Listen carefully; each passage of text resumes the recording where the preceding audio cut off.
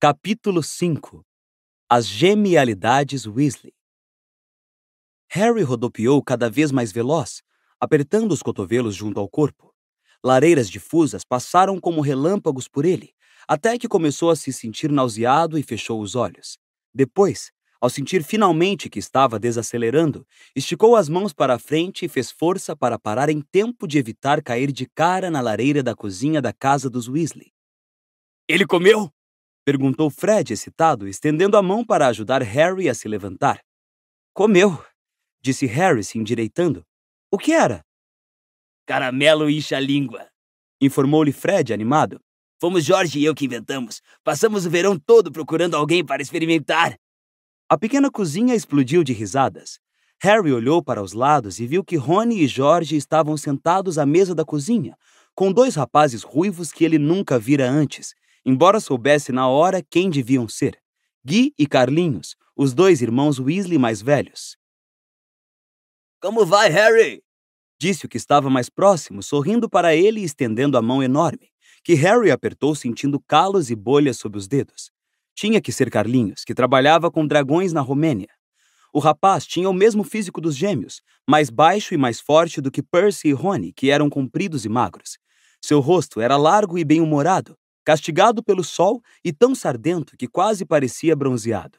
Os braços eram musculosos, e em um deles havia uma grande e reluzente queimadura. Guy se levantou sorrindo e também apertou a mão de Harry. O rapaz foi uma surpresa.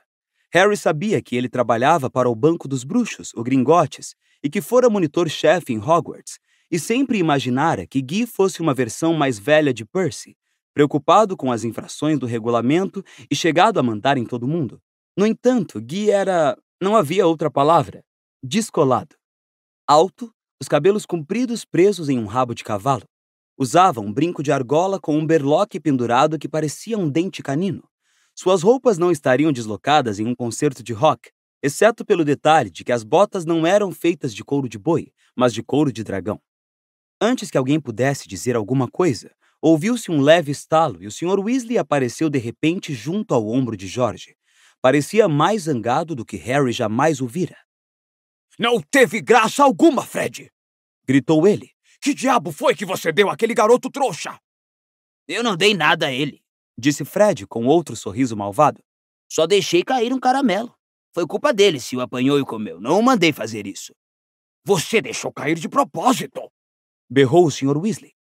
Sabia que ele ia comer. Sabia que ele estava fazendo regime. De que tamanho ficou a língua dele?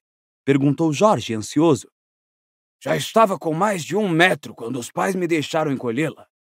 Harry e os Weasley caíram na gargalhada outra vez. Não tem graça! Gritou o Sr. Weasley.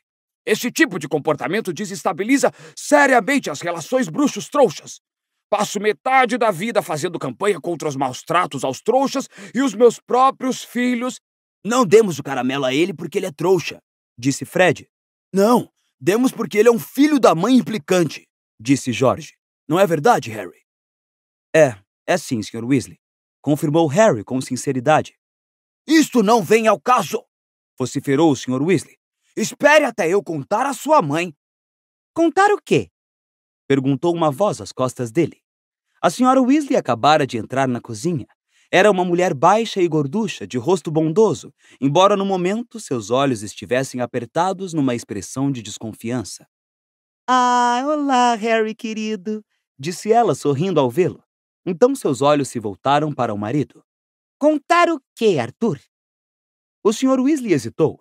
Harry percebeu que, por mais zangado que estivesse com Fred e George, ele não pretendera realmente contar à Sra. Weasley o que tinha acontecido. Fez-se silêncio enquanto o Sr. Weasley encarava a esposa, nervoso. Então, 2 meninas apareceram à porta da cozinha atrás da Sra. Weasley. Uma, de cabelos castanhos muito fofos e os dentes da frente um tanto grandes, era a amiga de Harry e Rony, Hermione Granger. A outra, pequena e ruiva, era a irmã mais nova de Rony, Gina. As duas sorriram para Harry, que retribuiu o sorriso, fazendo Gina ficar escarlate. Tinha um xodó por Harry desde a primeira visita dele à toca. Contar o quê, Arthur? Repetiu a Sra. Weasley num tom de voz perigoso. Não é nada, Molly, resmungou o marido. Fred e George Mas eu já tive uma conversa com eles. Que foi que eles fizeram desta vez? Perguntou a senhora Weasley. Se foi alguma coisa relacionada com as genialidades Weasley. Por que você não mostra ao Harry aonde ele vai dormir, Rony? Sugeriu Hermione da porta. Ele já sabe aonde vai dormir. Respondeu Rony. No meu quarto, foi lá que dormiu da última. Então todos podemos ir. Disse Hermione, sublinhando as palavras. Ah, Fez Rony, entendendo. certo. Nós também vamos. Disse Jorge. Vocês ficam onde estão. Vociferou a senhora Weasley. Harry e Rony saíram de fininho da cozinha e seguiram com as meninas pelo corredor estreito. Subiram a escada desconjuntada e saíram zigue-zagueando pela casa até os últimos andares. Que são genialidades Weasley? Perguntou Harry quando subiam. Rony e Gina riram, embora Hermione continuasse séria. Mamãe encontrou uma pilha de formulários de pedidos quando estava limpando o quarto de Fred e Jorge. Disse Rony em voz baixa. Listas enormes de preços de coisas que eles inventaram. Artigos para logros e brincadeiras, sabe? Varinhas de imitação, doces surpresas, um monte de coisas. Genial! Eu não sabia que eles estavam inventando tanta coisa. Há muito tempo que ouvíamos explosões no quarto deles, mas nunca pensamos que estavam fabricando coisas. Explicou Gina. Achamos que era só vontade de fazer barulho. Só que a maior parte das coisas, bom, na realidade, tudo, era meio perigoso. Disse Rony. E sabe, eles estavam planejando vender os artigos em Hogwarts para ganhar dinheiro, e mamãe ficou uma fera. Disse que eles estavam proibidos de fabricar aquelas coisas e queimou todos os formulários. Já estava furiosa mesmo, porque eles não conseguiram tantos nomes quanto ela esperava. Os nomes eram níveis ordinários em magia, os exames que os alunos de Hogwarts faziam aos 15 anos. Depois houve uma briga danada, Disse Gina. porque mamãe queria que eles entrassem para o Ministério da Magia como papai, e os dois responderam que o que eles querem é abrir uma loja de logros e brincadeiras. Nessa hora, uma porta se abriu no segundo patamar e um rosto com óculos de aros de tartaruga e expressão mal-humorada espiou para fora. Oi, Percy, cumprimentou Harry. Olá, Harry. Eu estava imaginando quem é que estava fazendo essa barulheira.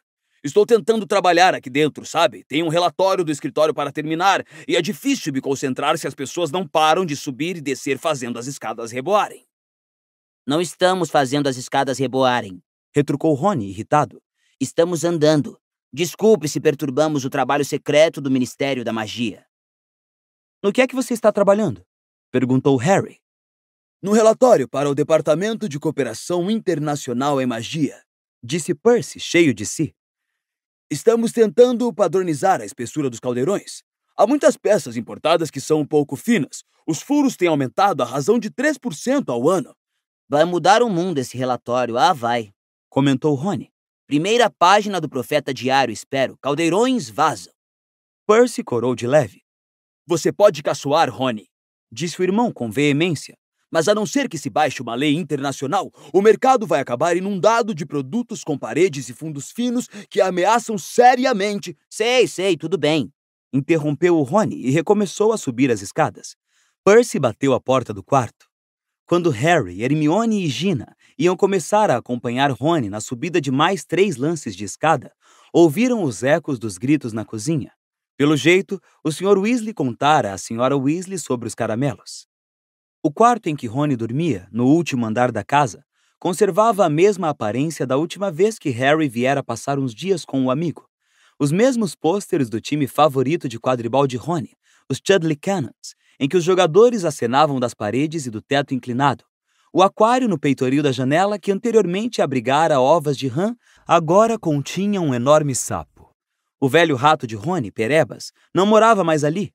Em seu lugar havia a coruja minúscula que entregara a carta de Rony na Rua dos Alfeneiros. Saltitava numa gaiolinha, piando feito louca.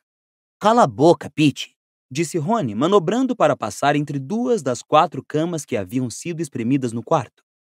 Fred e Jorge estão aqui conosco, porque Gui e Carlinhos ficaram com o quarto dos dois.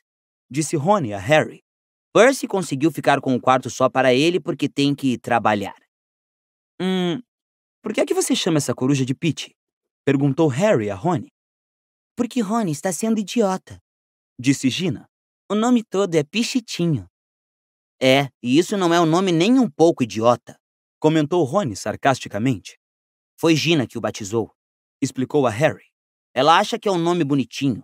Tentei mudar, mas já era tarde demais. Ele não responde a nenhum outro. Então ficou Pete. Tenho que trancar ele aqui porque vive chateando o Arrow e o Hermes. Pensando bem, chateia a mim também. Pichitinho voava alegremente pela gaiola, piando em tom agudo. Harry conhecia Rony muito bem para levá-lo a sério. Tinha reclamado o tempo todo do seu velho rato Perebas, mas ficara aborrecidíssimo quando pareceu que o gato de Hermione, Bichento, o comera. Por onde anda o Bichento? Perguntou Harry a Hermione nessa hora. No jardim, espero. Ele gosta de caçar gnomos, nunca tinha visto nenhum. Então o Percy está gostando do trabalho? Perguntou Harry, se sentando em uma das camas e se pondo a observar os Chudley Cannons entrando e saindo velozes dos pôsteres no teto.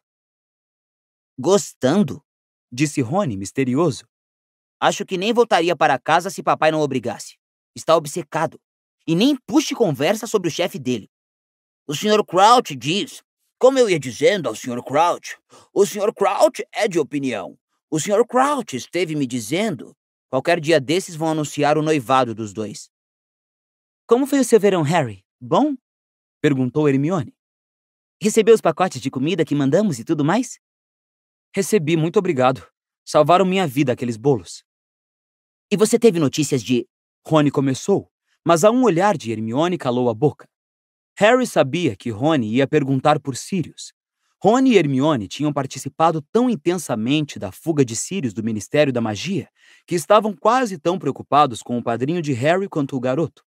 Porém, falar dele na frente de Gina não era uma boa ideia. Ninguém a não ser eles e o professor Dumbledore sabia como o padrinho de Harry havia fugido ou acreditava em sua inocência. Acho que eles pararam de discutir, disse Hermione para disfarçar o momento de constrangimento, porque Gina olhava com curiosidade de Rony para Harry. Vamos descer e ajudar sua mãe com o jantar? Tudo bem, disse Rony.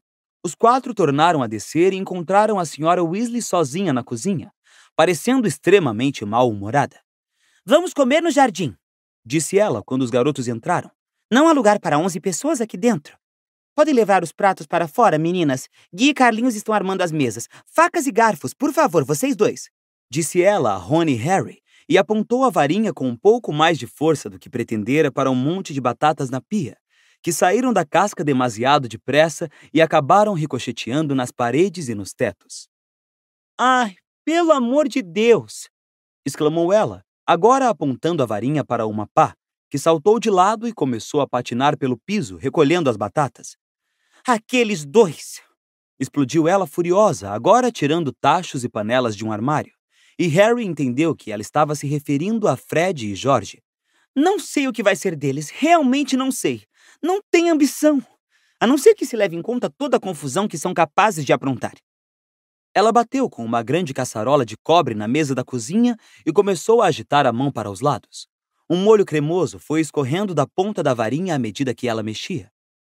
Não é que não tenham inteligência, continuou ela, irritada, levando a caçarola para o fogão e acendendo-o com um toque da varinha. Mas estão desperdiçando a que tem. E a não ser que tomem jeito depressa, vão se meter em apuros. Já recebi mais corujas de Hogwarts a respeito dos dois do que de todos os outros juntos. Se continuarem assim, vão terminar tendo que comparecer à sessão de controle do uso indevido da magia. A senhora Weasley apontou a varinha para a gaveta de talheres, que se abriu com violência. Harry e Rony saltaram para o lado ao ver várias facas saírem voando, atravessarem a cozinha e começarem a cortar as batatas que tinham acabado de ser devolvidas à pia pela pá. Não sei onde foi que erramos com os gêmeos, disse a senhora Weasley, descansando a varinha e recomeçando a tirar mais caçarolas do armário. Tem sido sempre assim há anos, uma coisa atrás da outra, e eles não dão ouvidos. Ai, outra vez não! Ela apanhara a varinha da mesa, e a coisa emitira um guincho alto e se transformara em um enorme camundongo de borracha. Mais uma varinha falsa fabricada por eles! Gritou ela. Quantas vezes já disse aos dois para não deixarem essas coisas largadas por aí? Ela agarrou a própria varinha e, quando se virou, descobriu que o molho no fogão estava soltando fumaça. Vamos, disse Rony depressa a Harry, enfiando a mão na gaveta e tirando uma mão cheia de talheres. Vamos ajudar o Gui e o Carlinhos. Eles deixaram a senhora Weasley e saíram pela porta dos fundos em direção ao quintal. Tinham dado apenas alguns passos quando o gato de Hermione, de pelo amarelo e pernas arqueadas, saiu saltando do jardim, o rabo de escova de limpar garrafas esticado no ar, caçando alguma coisa que parecia uma batata com pernas suja de terra. Harry reconheceu-a instantaneamente. Era um gnomo. Mal chegava aos 25 centímetros de altura. Os pezinhos cascudos batendo céleres no chão ao atravessar o quintal e mergulhar de cabeça em uma das botas espalhadas à porta da casa. Harry ouviu o gnomo se acabar de rir quando o bichento enfiou a pata na bota tentando alcançá-lo. Entre mentes, ouvia-se um estrépito de coisas que batiam do outro lado da casa. A origem do barulho surgiu quando eles entraram no jardim e viram Guy e Carlinhos, de varinhas em punho, fazendo duas mesas velhas voarem alto pelo gramado e colidirem, cada qual tentando derrubar a outra no chão. Fred e George aplaudiam. Gina ria e Hermione estava parada junto a Seb, pelo jeito dividida entre o riso e a aflição. A mesa de Guy bateu na de Carlinhos com estrondo e perdeu uma das pernas. Eles ouviram um barulho no alto. Todos ergueram os olhos e viram a cabeça de Percy aparecer à janela do segundo andar. Dá para vocês maneirarem? Berrou ele. Desculpe, Percy, disse Guy, rindo. Como é que vão os fundos dos caldeirões? Muito mal, disse Percy, irritado, e tornou a fechar a janela com uma pancada. Rindo, Guy e Carlinhos devolveram as mesas em segurança ao chão, juntaram-nas pelas extremidades e então, com um golpe de varinha, Guy colou de volta a perna da mesa e conjurou toalhas do nada. Às 7 horas, as duas mesas rangiam sob o peso de travessas e mais travessas da excelente comida da Sra. Weasley, e os 9 Weasley, Harry e Hermione, se sentaram para jantar sob um céu azul escuro e limpo. Para alguém que andara sobrevivendo com refeições de bolos cada vez mais secos o verão inteiro, aquilo era o paraíso. E no primeiro momento, Harry escutou mais do que falou, se servindo de empadão de galinha e presunto, batatas cozidas e salada. Na ponta da mesa, Percy contava ao pai todos os detalhes do seu relatório sobre os fundos dos caldeirões. Eu prometi ao Sr. Crouch que aprontaria o relatório até terça-feira, dizia Percy pomposo. É um pouco mais cedo do que ele pediu, mas gosto de estar um passo à frente. Acho que ele ficará agradecido por eu ter terminado em menos tempo. Quero dizer, há muito trabalho em nosso departamento neste momento, com todas as providências para a Copa Mundial. Não estamos recebendo a colaboração necessária do Departamento de Jogos e Esportes Mágicos. Ludo Bagman. Eu gosto do Ludo, disse o Sr. Weasley em tom ameno. Foi ele que nos arranjou aqueles excelentes lugares para a Copa. Fiz um favorzinho a ele. O irmão Otto se meteu em uma pequena confusão. Um cortador de grama com poderes fora do comum. Eu acertei o problema. Bagman é uma pessoa agradável, é claro, disse Percy, fugindo da questão. Mas como conseguiu ser chefe do departamento quando o comparo ao Sr. Crouch? Não posso imaginar o Sr. Crouch perdendo um funcionário do departamento sem tentar descobrir o que aconteceu com ele. O senhor já se deu conta de que a Berta Jorkins está desaparecida há mais de um mês? Saiu de férias para a Albânia e nunca mais voltou? Verdade. Indaguei ao Ludo sobre isso, respondeu o Sr. Weasley, enrugando a testa. Ele me disse que Berta já se perdeu uma porção de vezes antes, embora eu deva dizer que, se fosse alguém no meu departamento, eu ficaria preocupado. A Berta não toma jeito, é verdade, falou Percy. Ouvi dizer que ela é empurrada de departamento para departamento há anos. Dá mais trabalho do que trabalha. Mas mesmo assim, Bagman devia estar tentando encontrá-la. O Sr. Crouch tem se interessado pessoalmente pelo caso.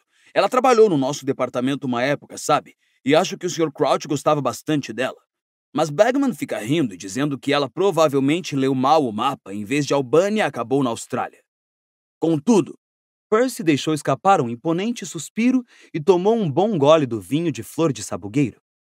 Já temos muito com o que nos preocupar no Departamento de Cooperação Internacional em Magia, sem ficar tentando achar funcionários de outros departamentos. Como o senhor sabe, já temos outro grande evento para organizar logo depois da Copa. Ele pigarreou, cheio de importância, e olhou para a ponta da mesa em que Harry, Ron e Hermione estavam sentados. O senhor sabe do que estou falando, papai. E alteou ligeiramente a voz. O evento secreto. Rony girou os olhos para o alto e murmurou para Harry e Hermione. Ele está tentando fazer a gente perguntar que evento é esse desde que começou a trabalhar. Provavelmente uma exposição de caldeirões com fundo grosso. No centro da mesa, a senhora Weasley discutia com Guy por causa do brinco, que aparentemente era uma aquisição recente. Com um canino horroroso pendurado, francamente, Gui, que é que eles dizem lá no banco? Mamãe, ninguém lá no banco liga a mínima para a roupa que eu uso, desde que eu traga muito ouro para eles, disse Guy pacientemente. E seus cabelos estão sem corte, querido? Disse a senhora Weasley, passando os dedos carinhosamente pelos cabelos do filho. Gostaria que você me deixasse aparar. Eu gosto deles assim, disse Gina, que estava sentada ao lado de Guy. Você é tão antiquada, mamãe. Mesmo desse tamanho, eles não chegam nem perto do comprimento dos cabelos do professor Dumbledore. Ao lado da senhora Weasley, Fred, George e Carlinhos discutiam animadamente a Copa Mundial. Vai ser da Irlanda, disse Carlinhos com a voz engrolada por causa das batatas que lhe enchiam a boca. Eles acabaram com o Peru nas semifinais. Mas a Bulgária tem o Viktor Krum, comentou Fred. O Krum é apenas um jogador decente, a Irlanda tem 7, cortou Carlinhos. Mas eu gostaria que a Inglaterra tivesse passado para as finais. Foi um vexame, foi. O que aconteceu? Perguntou Harry pressuroso, lamentando mais do que nunca o seu alheamento do mundo mágico quando ficava atolado na Rua dos Alfeneiros. Harry era apaixonado por quadribol. Jogava como apanhador no time da Grifinória desde o primeiro ano em Hogwarts e era dono de uma Firebolt, uma das melhores vassouras de corrida do mundo. Perdeu para a Transilvânia por 390-10, disse Carlinhos sombriamente. Um desempenho sinistro. E Gales perdeu para a Uganda e a Escócia foi massacrada por Luxemburgo. O Sr. Weasley conjurou velas para clarear o jardim antes de comerem a sobremesa, sorvete de morangos feito em casa. E na altura em que o jantar terminou, as mariposas voavam baixo sobre a mesa e o ar morno estava perfumado com o aroma de relva e madressilvas. Harry se sentia muitíssimo bem alimentado e em paz com o mundo, e observava vários gnomos saltarem por dentro das roseiras, rindo desbragadamente, perseguidos de perto por Bichento. Rony correu os olhos cauteloso pela mesa, verificando se o resto da família estava entretida conversando, depois perguntou baixinho a Harry. Então, tem tido notícias de Sirius ultimamente? Hermione olhou para os lados, apurando os ouvidos. Tenho, disse Harry baixinho. 2 vezes. Dá a impressão de que está bem. Escrevi para ele anteontem. Talvez receba a resposta enquanto estou aqui. De repente, ele se lembrou do motivo por que escrevera a Sirius, e por um instante esteve prestes a contar aos 2 amigos que a cicatriz voltara a doer e que um sonho o acordara. Mas, na realidade, não queria preocupá-los naquele momento, não quando ele próprio estava se sentindo tão feliz e tranquilo. Gente, olha as horas! Exclamou subitamente a senhora Weasley, consultando o relógio de pulso. Vocês deviam estar na cama, todos vocês. Vão ter que acordar quase de madrugada para ir à Copa. Harry, se você deixar a sua lista de material escolar, eu compro tudo para você amanhã no Beco Diagonal. Vou comprar o dos meus meninos. Talvez não haja tempo depois da Copa Mundial. Da última vez o jogo durou 5 dias. Uau! Espero que aconteça o mesmo desta vez, exclamou Harry entusiasmado. Eu espero que não, disse Percy virtuosamente. Estremeço só de pensar no estado da minha caixa de entrada se eu me ausentar 5 dias do trabalho. Alguém poderia deixar bosta de dragão nela outra vez, hein, Percy? Comentou Fred. Aquilo foi uma amostra de fertilizante da Noruega, protestou Percy, corando. Não foi nada pessoal.